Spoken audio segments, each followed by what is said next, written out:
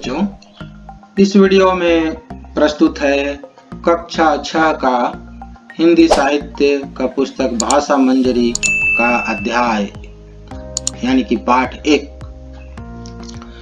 बच्चों, पाठ 1 में शीर्षक है वीर तुम बढ़े चलो।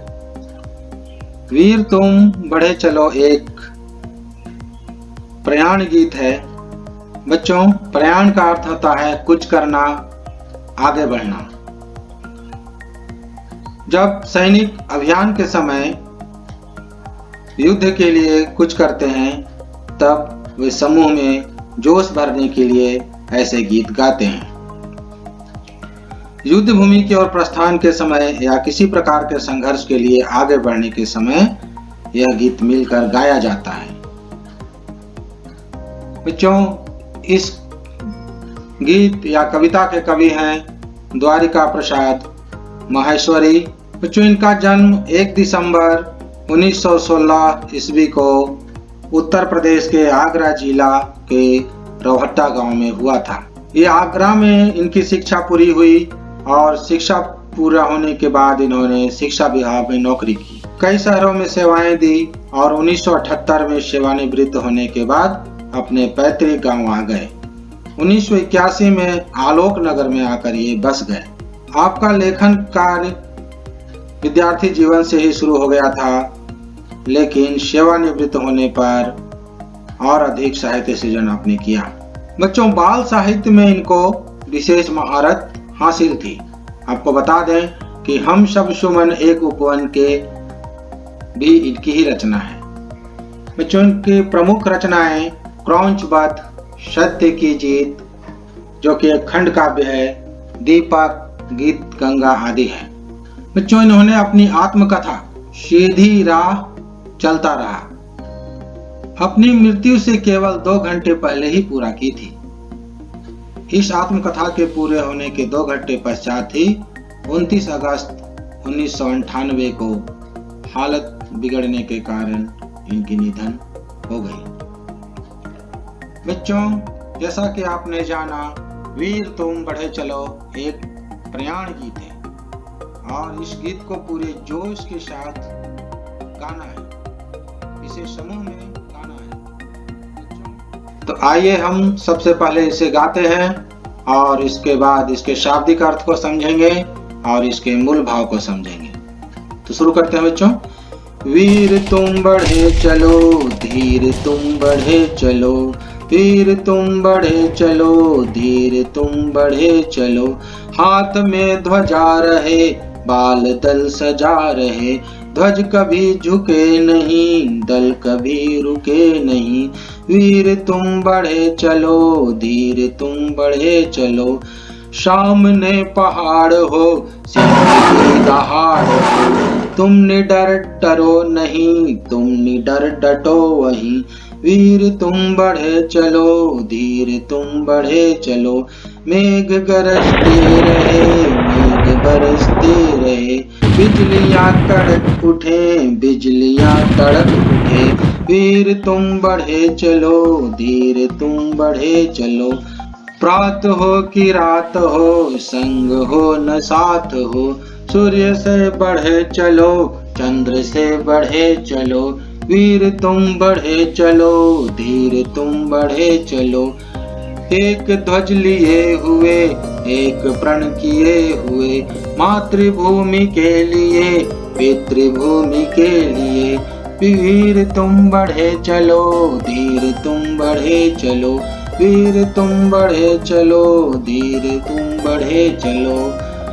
अन्न भूमि में भरा, वारी भूमि में भरा, यत्न कर निकाल लो, रत्न भर निकाल लो। वीर तुम बढ़े चलो, धीर तुम बढ़े चलो, वीर तुम बढ़े चलो, धीर तुम बढ़े चलो, वीर तुम बढ़े चलो, धीर तुम बढ़े चलो। बच्चों,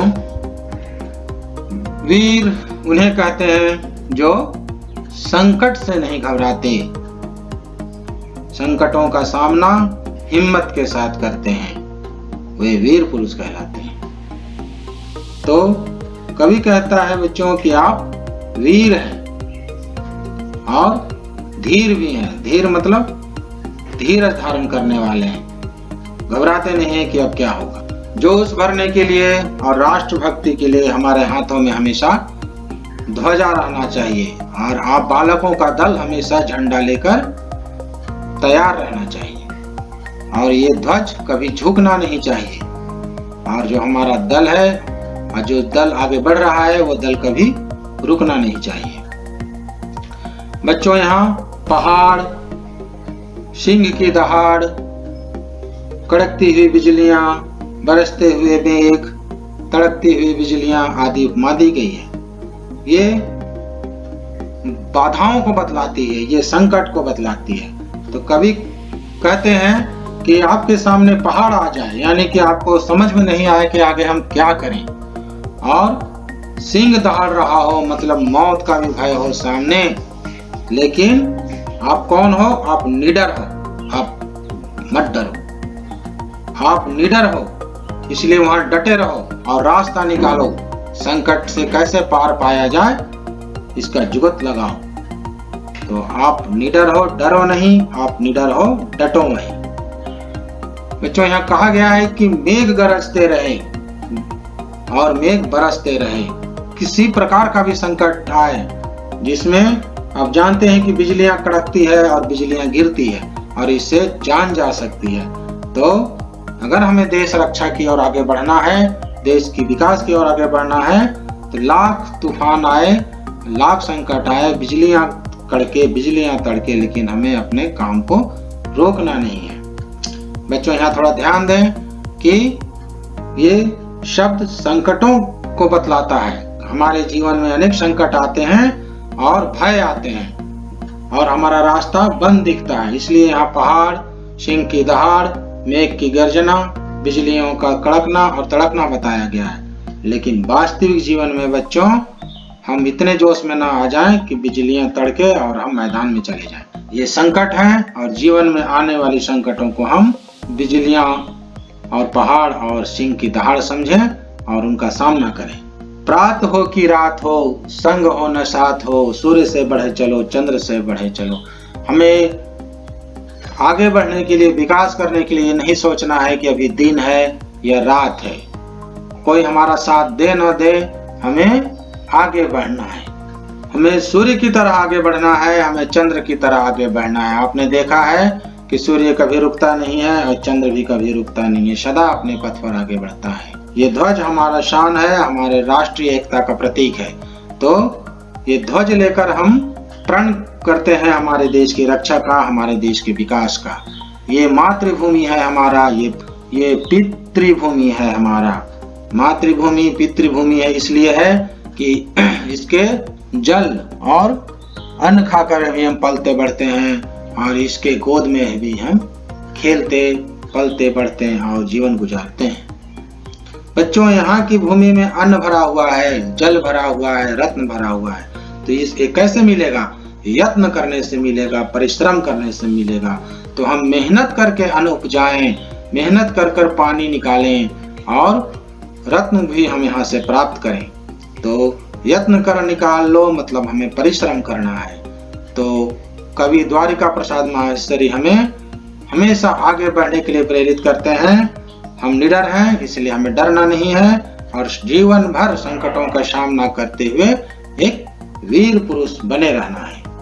तो बच्चों, आप इस कविता को समूह में और जोश के साथ पढ़िएगा। आप कई सुर में इसे पढ़ सकते हैं, लेकिन हर सुर में जोश होना चाहिए। धन्यवाद।